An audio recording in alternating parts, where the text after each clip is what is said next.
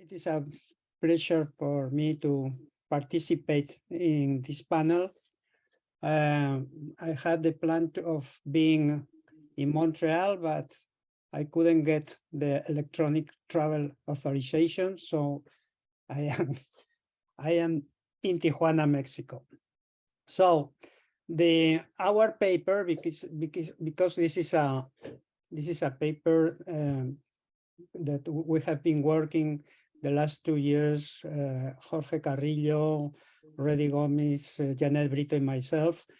This paper is about the reform of the law to ban or to restrict, this is a interpretation, is the outsourcing in Mexico. We think, well, this is a work by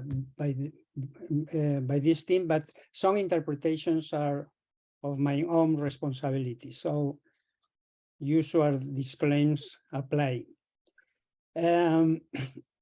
I think that there has been 3 main labor policies during the current government. The current government says that is a pro-labor government, a leftist government that is trying to improve the labor conditions of workers.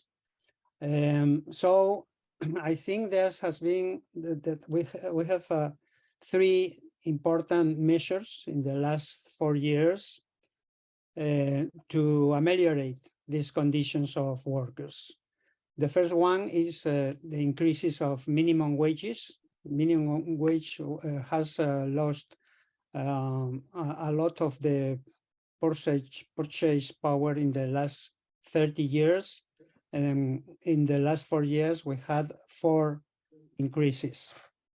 The second important measure related to workers is the reforms linked to the new trade agreement. This is a process. This is complicated. This is in progress. In the panel before, my colleagues spoke about this kind of measures that for the moment are in the political level, because it's about syndical democracy in Mexico, which doesn't exist. And maybe the third important reform and the third important law to make work better is the reform to the labor federal law on outsourcing that was that passed in April 2021. Following the template of CRIM to examine the processes of experimentation, we distinguish 3 main stages. The first one is before this labor reform from 2012 to 2021. In 2012, the federal law was reformed, and was the first time the outsourcing was regulated. In this period and before, the outsourcing was growing. And even if the law of 2012 restricted the possibilities of outsourcing for firms, this kind of form of hiring and operating was growing till 2021. So one of the main arguments of the government to reform the law was precisely that outsourcing processes were workers in outsourcing were growing, and that the labor conditions were worse than the rest of workers, because outsourcing procedures were against their duties. I will precise after this how outsourcing was worsening labor conditions of workers. And this is the second stage. And the third stage in which we are is what has been the impacts of 2021 reform. And we think, and we have some data about, but we have so many questions about what has been the impacts on employment, on income, etc. As you know, outsourcing refers to situations that involve the externalization of functions that companies previously performed in-house. For companies, outsourcing has been a tool to increase competitiveness and to compete in the labor and the international markets. It involves fragmentation, decentralization, and etc. But the main question is, what is the service, or what is in outsourcing? What is the stake in outsourcing? Some companies subcontract the supplies of a product or a service, either to save costs or to obtain a better quality services or products. But what interests to the government into this paper is that kind of outsourcing that in which some companies supply the workforce to another one. In Mexico, there were created a lot of companies that were specialized in supplying the workforce, and they were in this operation. The subcontract firm was responsible as employer of paying wages, on giving fees to the Social Security, etc., etc. So, as you see in this table, outsourcing was growing since 2003 to 2018, from 1.4 million workers to 4.7 million workers, almost 5 million workers. But the interesting thing here is that the intensity of subcontracted workers, which is the figure in green, grew a lot between 2003 and 2013. But in the last period, before the reform of the law, was stagnated. So the argument of the government to reform the law was valid to certain extent, to certain point, because yes, outsourcing had been growing, but after the law of 2012, we don't know if this was the reason. We don't think so. Outsourcing in real terms stagnating. What were the consequences of labor outsourcing? Not all the firms that outsource workers were violating the laws, but a lot of them, there was evidence that a lot of them, there were in these firms illegal or irregular labor practices.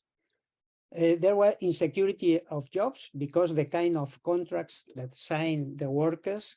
There were simulation, and this is important, simulation in payments to Social Security.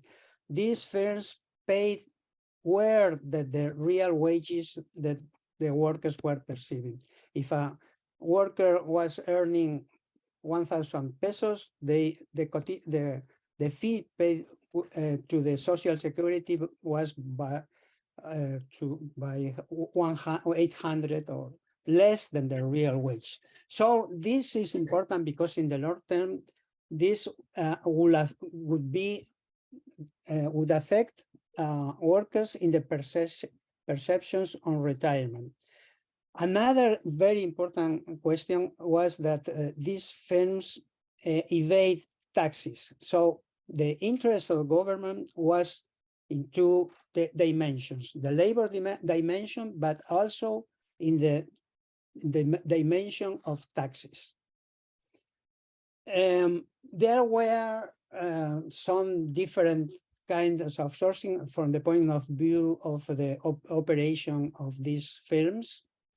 And we saw that some of them were involved in these schemes of irregular or illegal practices, but the extremes, the example, the most extreme case was the ghost firms created just for accounting operations. There were no real production activity.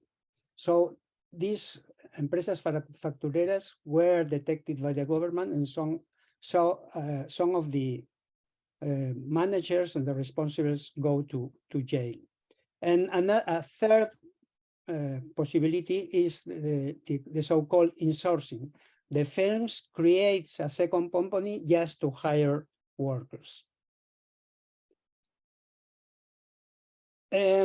What happened after the law of 2012? Many politics, many union leaders, etc., they made attempts to reform the law, even if the law was quite restricted. But the main problem with the law of 2012, as some analysts have said, is that this law was not enforced. Entrepreneurs were not interested in the law, and government had no the power or the will of enforcing the leaders. By contrast, in 2020, in the peak of COVID pandemic, the current government initiated the offensive to approve the new law, and an intense debate involved was in the media and in political circles, because most employers were radically against the project of the government. But even so, some of them, they said, we follow the law. We are not in irregular practices. So the reform is not necessary. But there were employers, some other employers, that they said that they would miss competitiveness, and so if they would be approved, they would have to close the firms, the companies, and the employment would increase. However, even if this debate was very intense and positions were very opposed, finally, I think because of the great power of this government, and especially of the president, employers, governments, and unions signed in a public ceremony an agreement to pass the law. So we would say that the government succeeded on persuading the most employers associations. And what happens? What are the main points of the new law, of the law of 2021? Which is interesting is that in the regulation of sourcing in itself, it does not change a lot, because as the law of 2012, the law restricts outsourcing to a specialized service that are not part of the core activities of the subcontracting firm. This is not new. It was more or less, it was in the former law. But what is new is that the control of the government to subcontracting processes. Subcontracting companies must now be registered in a census organized and endorsed by the labor authority. And there are few hundred of firms now, they are registered in that census. And the second question is that the law establishes severe penalties for companies that violate the law. So the first and the third questions, the possibility of enforcement through the census and through the sanctions is they are really the new questions in the law, not the regulation of outsourcing in itself. Even though the emphasis of the government in the discourse of the government is in bad and not in restrictions, in the importance of sanctions and the census, and in the compulsory characters of the new regulation. So, but as I said, some of these restrictions were in the former law. In terms of employment, and how this affected. Thank you. 2 minutes. Okay. In terms of how the employment evolved,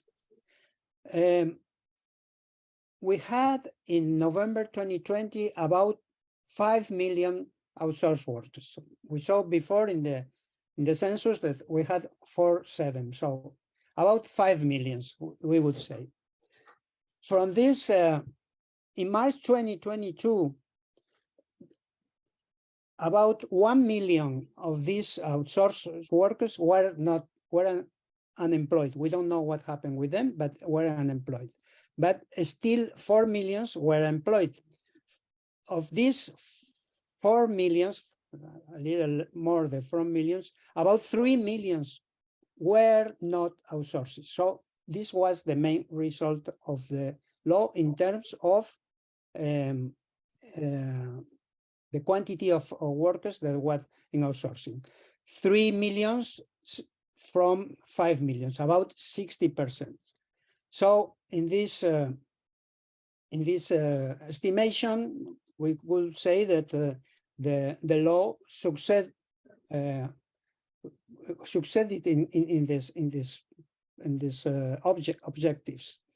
So about 3 million workers have been hired directly by the firms, but if we see what it means in the whole market of the whole Mexican market, we know that 32 million are in the formal economy and just 20 million are in the formal economy. So this is 10% of workers, of formal workers, and is proportion, a smaller proportion of the whole labor market. So the second success of the government was the amount of the increase of amount of taxes collected by the government. But we have these results that they are not completely reliable data. We have doubts about, but we have some questions about this law that goes beyond the results in the strict results in the labor market. How are developing the supervision of the rules? We don't have news if there has been sanctions or not to firms that circumvent the new law.